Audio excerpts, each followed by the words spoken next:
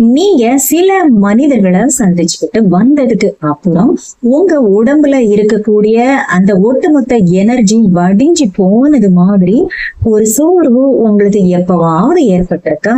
சாதாரணமா ஒரு கப் காஃபிய குடிச்சதுக்கு அப்புறமும் கூட உங்க உடம்புல உயிர் இல்லாதது மாதிரி, உங்க உடம்பு முழுவதும் எக்ஸாஸ்டட் ஆனது மாதிரி ஒரு உணர்வு உங்களுக்கு எப்பவாவது ஏற்பட்டிருக்கா? ஆனா நீங்க பெருசா தவறு எதுவுமே பண்ணிருக்க மாட்டீங்க. உங்க எனர்ஜி முழுவதையும் யாரோ திருடிக்கிட்டது மாதிரி ஒரு உணர்வு மட்டும் உங்ககிட்ட இருக்கும். இன்றைக்கு இருக்கிற இந்த நவீன காலகட்டத்துல நீங்க சத்தமா கத்தி சண்டை போடணும் அப்படிங்கிற அவசியமே இல்லைங்க. உங்ககிட்ட அன்பா நட்புறவா பழகி உங்களுடைய ஒட்டுமொத்த எனர்ஜியும் உரியக்கூடிய ரகசிய மனிதர்கள் இருக்காங்க. இவங்களத்தான் உளவியல்ல எனர்ஜி வேம்பயர்ஸ் அப்படின்னு சொல்லுவாங்க. கண்ணுக்கு தெரியாத திருடன் தான் மிக பெரிய திருடன் அப்படின்னு சொல்லுவாங்க. பொருளை திருடுறவனை ரொம்ப ஈஸியா கண்டுபிடிச்சிடலாம், பணத்தை திருடுறவனை ரொம்ப சுலபமா கண்டுபிடிச்சிடலாம். ஆனா உங்களுடைய மன அமைதியை திருடுறவங்களை கண்டுபிடிக்கிறது ரொம்பவும் சிரமங்க. உங்களை தினம் தினம் சிரிச்ச முகத்தோட சந்திக்கிறவங்களே உங்களுடைய மன அமைதிய, உங்களுடைய எனர்ஜிய கொஞ்சம் கொஞ்சமா உறிஞ்சுட்டே இருக்கு. அவங்க உங்களை திட்ட மாட்டாங்க, அவமானம் கூட படுத்த மாட்டாங்க. ஆனா நீங்க அவங்கள சந்திச்சுக்கிட்டு வந்ததுக்கு அப்புறம் ஏன் உங்களுக்கு ஒரு சோர்வு வருது? உங்க தன்னம்பிக்கை ஏன் குறைஞ்சு போச்சு? ஏன் உங்களால எதையும் செய்ய முடியல, செய்ய பிடிக்கல அப்படிங்கிறத எப்பவாவது நீங்க யோசிச்சு பார்த்திருக்கீங்களா? இதத்தாங்க உளவியல்ல எனர்ஜி ட்ரைன் அப்படின்னு சொல்லுவாங்க. இன்றைக்கு நாம இந்த காணொலியில உங்களுடைய மூளையை மறத்து போக வைத்து உங்களை ஒரு இலவச தெரபிஸ்டா உங்களுக்கே தெரியாமல் பயன்படுத்தும் அந்த நவீன ஆற்றல் உறிஞ்சிகள் யார் அப்படிங்கிறதையும், குறைகளை மட்டுமே சொல்லி உங்களுடைய இரக்கத்தை பயன்படுத்தும் தந்திரம் என்ன அப்படிங்கிறதையும், உங்க மன ஆற்றலை மீட்டெடுப்பது எப்படி அப்படிங்கிறதையும் தாங்க ஒரு 5 உளவியல் ரகசியங்கள் மூலமா பார்க்க போறோம். இந்த விஷயங்களை மட்டும் நீங்க முழுசா புரிஞ்சுக்கிட்டா உங்களை உண்மையா நேசிக்கிறவங்க யாரும், உங்களை பயன்படுத்துறவங்க யாரு, யார் உங்க மன அமைதியை மெதுவா அளிக்கிறாங்க அப்படிங்கிறதையும் நீங்க தெரிஞ்சுக்கலாம். அதனால கடைசி வரைக்கும் எதையும் மிஸ் பண்ணாம பாருங்க. ஒரு மனிதனை இழந்தாலும் வாழ்க்கை தொடரும். ஆனால் மன அமைதியை மட்டும் இழந்துட்டா அந்த வாழ்வே ஒரு பெரிய சுமையா மாறிடும். வணக்கம் நட்புகளே, இது கதை பாக்ஸ் தமிழ் சைக்காலஜி. இப்ப நாம ஃபர்ஸ்ட்ல பார்க்க போறது the stealth erosion of your mental space, அதாவது உங்க மன அமைதியின் ரகசிய அரிப்பு. ஆரம் இல்லாமல் ஊறும் நீரே அடிவார கல்லையும் அரித்து விடும் அப்படின்னு சொல்லுவாங்க. இத போலத்தாங்க இந்த நவீன எனர்ஜி வேம்பயர்ஸ் நம்ம கிட்ட எதையுமே திணிக்க மாட்டாங்க. அவங்க ஒரு சிறிய நுட்பமான உளவியல் தூண்டில பயன்படுத்தி நம்ம அமைதிய சிதைப்பாங்க. இவங்களை நாம டிஜிட்டல் உலகத்திலேயோ அல்லது நேரிலேயோ சந்திச்ச பிறகு நமக்கு ஒரு காரணம் இல்லாத சோர்வு நம்ம கிட்ட ஏற்படும். இந்த சோர்வு மிகவும் அசாதாரணமானது. உதாரணமா, உங்களுடைய நண்பர் உங்ககிட்ட போன்ல தொடர்பு கொள்வார். முதல்ல நலம் விசாரிக்கிறது மாதிரி தொடங்குவார். கொஞ்ச நேரத்திலேயே தனிப்பட்ட சோகங்களையும் புகாரையும் உங்ககிட்ட கொட்டி தீர்ப்பார்.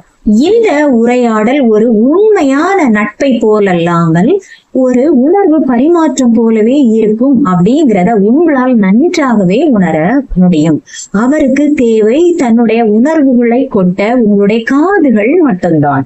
இந்த 10 நிமிட உரையாடலுக்கு அப்புறம் உங்க கவனம் சிதறும். உங்களால வேலையே செய்ய முடியாது. உங்க மனசு ஒரே குழப்பமா இருக்கும். ஆனா உடம்புல எந்த நோயுமே இருக்காது. மனசு பாரமா மாறிடும். ஏன் தெரியுமா? ஏன்னா சில மனிதர்கள் தீர்வை தேடியே பேச மாட்டாங்க. தன்னுடைய பிரச்சனையை யார்கிட்டையாவது பகிரணும், தன்னுடைய உணர்ச்சி சுமைய யார் தோள்லையாவது இறக்கி வைக்கணும் அப்படிங்கறதாங்க அவர்களுடைய நோக்கமே.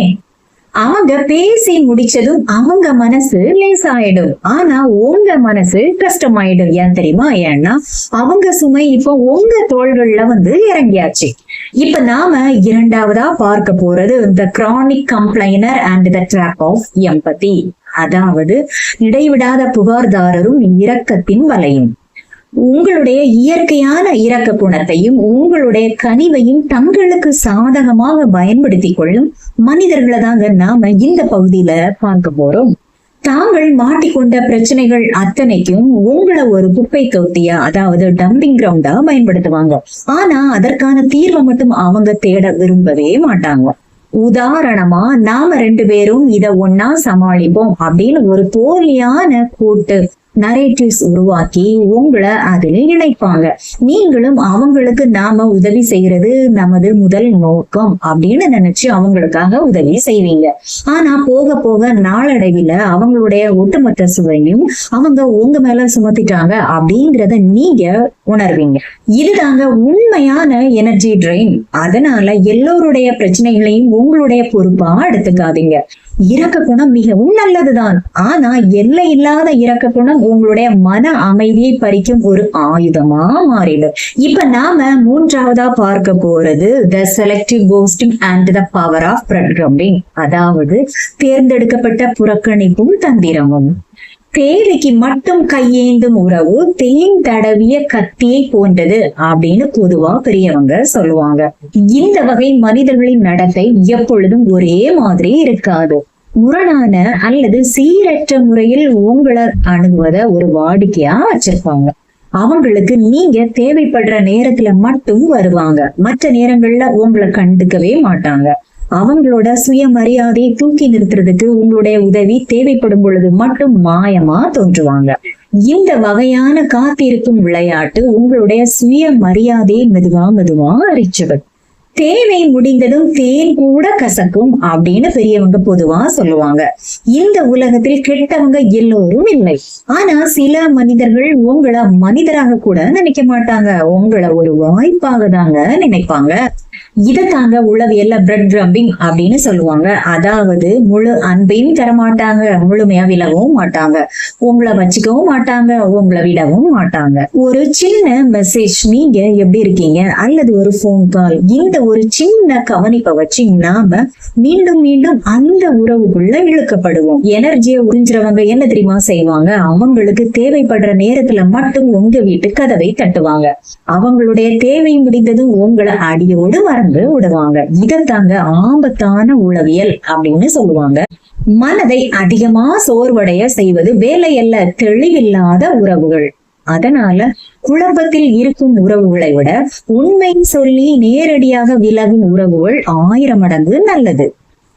ஏன்னா தெளிவில்லாத உறவு அமைதியா உயிரை உறிஞ்சும்.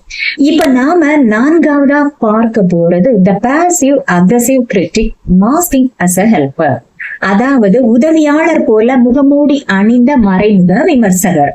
இவங்க வெளிப்படையா எதுவும் விமர்சிக்கவே மாட்டாங்க, ஆனால் பாராட்டுவது போல பேசி உங்கள் உள்ளுணர்வின் மீது சந்தேகத்தை விதைக்கும் நச்சுத்தன்மையான ஆலோசனைகளை வழங்குவாங்க.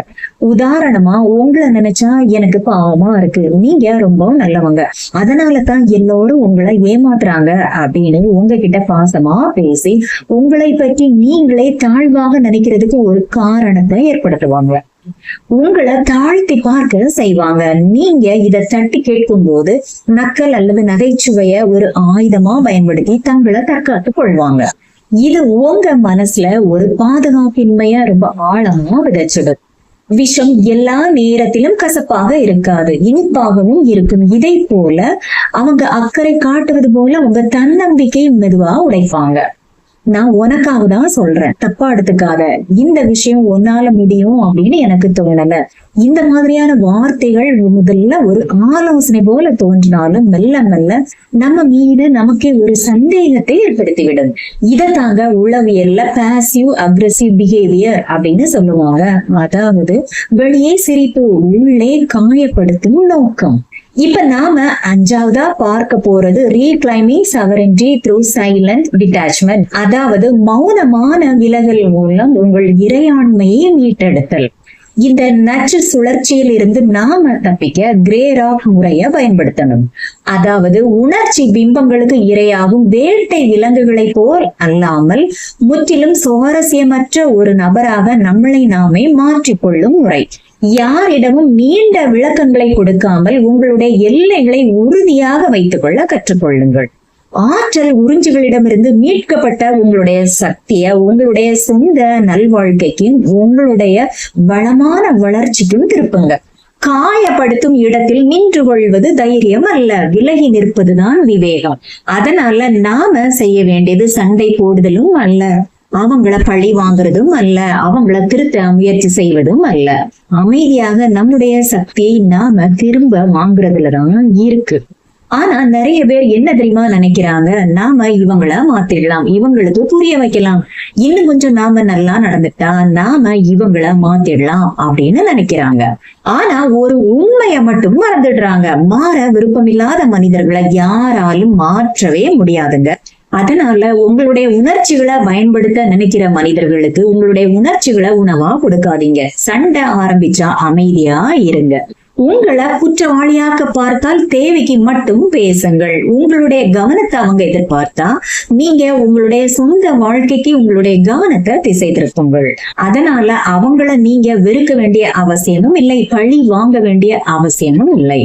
ஆனால் உங்கள் வாழ்க்கையின் கதவை நீங்கள் யாருக்காக திறந்து வைக்க வேண்டும் அப்படிங்கறத மட்டும் புத்திசாலித்தனமா முடிவு செய்யுங்க. ஒரு மனிதன் உங்கள் பணத்தை திருடினால் மீண்டும் சம்பாதித்துக் கொள்ளலாம். ஆனால் ஒரு மனிதன் உங்கள் வாழ்க்கையின் மன அமைதியை, உங்க தன்னம்பிக்கைய, உங்க சக்திய தினம் தினம் கொஞ்சம் கொஞ்சமா திருடிட்டே இருந்தா அது உங்க வாழ்க்கைக்கு கிடைக்கக்கூடிய மிகப்பெரிய இழப்பு அப்படிங்கிறத மறந்துடாதீங்க. அதனால நல்ல மனிதர்களை தேர்ந்தெடுப்பது புத்திசாலித்தனம். தவறான மனிதர்களிடமிருந்து விலகுவது வாழ்க்கையின் ஞானம். அதனால எல்லோரையும் காப்பாற்ற வேண்டும் அப்படின்னு நினைக்கிறது அவசியமும் இல்லை, எல்லோரையும் திருப்திப்படுத்தணும் அப்படின்னு நினைக்கிறதும் அவசியமும் இல்லை. முதல்ல நீங்க காப்பாற்றி கொள்ள வேண்டியது உங்களுடைய மன அமைதியையும் நிம்மதியும் தாங்க. மதிக்க வேண்டியது உங்க நேரத்தை, பாதுகாக்க வேண்டியது உங்களுடைய சக்திய. அதனால சக்தியை பாதுகாக்க தெரிந்த மனிதன் தான் தன்னுடைய எதிர்காலத்தை பாதுகாக்க தெரிந்த மனிதன். அதனால உங்களை மதிக்காத மனிதர்களுக்காக உங்களுடைய சக்தியை செலவழிக்காதீங்க. உங்களுடைய சக்தியை மதிக்கிற மனிதர்களுக்காக உங்க வாழ்க்கைய முதலீடு செய்யுங்க. இந்த சிந்தனை உங்களுக்கு எல்லாம் பிடிச்சிருந்துச்சுன்னா லைக் பண்ணுங்க. உங்களுடைய கருத்துக்களை கமெண்ட் பாக்ஸ்ல தெரியப்படுத்துங்க. இதை போல தொடர்ந்து வரணும்னா கதை பாக்ஸ் தமிழ் சைக்காலஜி சேனலை சப்ஸ்கிரைப் பண்ணிக்கோங்க. மீண்டும் உங்கள் எல்லோரையும் இன்னொரு காணொலியில வந்து சந்திக்கிறேன். Until then, thank you.